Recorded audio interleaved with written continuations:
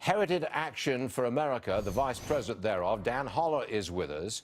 And you've got some concerns with this. Even this is just the down payment. This is not the big bailout, not the big relief effort. This is just the $7.8 billion. You don't like it?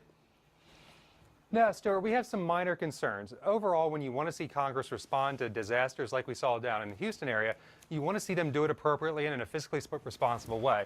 And by and large, the bulk of the money that the House is going to vote on this week is truly emergency in nature.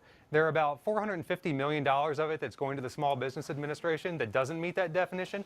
But overall, the package is generally what you'd want to see. The reason we called out that $450 million was to lay down a marker that as these packages get bigger and more substantial down the line, we don't want to spiral off into a Sandy type situation where you have 10 years of spending out and being deemed as emergency. But then again, you don't want to hold this up with inter-party wrangling. I mean, you really don't want to hold this up, do you? No, I think everybody in this, Republicans and hopefully Democrats too, agree that we need to have an appropriate and tailored response to what happened down in Texas. And so long as people agree on that, I think things will move through the process with kind of record speed for Congress. But the moment you start interjecting wasteful spending into an otherwise emergency package or try to tie it to a debt ceiling, like the administration signaled they wanted to do over the weekend, that's where things are going to bog down because you're exploiting the people of Texas to get things done in Washington. That's a fair point, but we have to come back to this, don't we? If you continually object to so many things on grounds of principle, on the grounds that the legislation proposed is not absolutely perfect, you end up with nothing.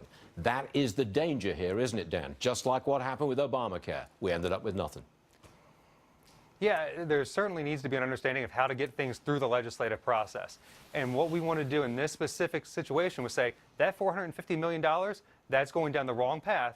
Nobody's going to object this time, but we're sending a signal. This is not what you want to be doing as these relief packages grow.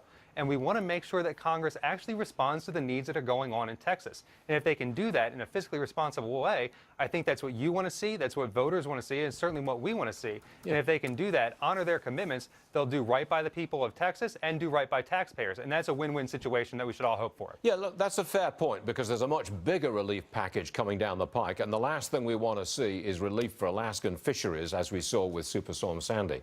I understand your point. Let's just not hold things up at this point. Dan Holler, always a pleasure. Thanks for joining us, sir. We appreciate it. Thank you very much indeed. Thanks, Stuart. Okay. We've come on.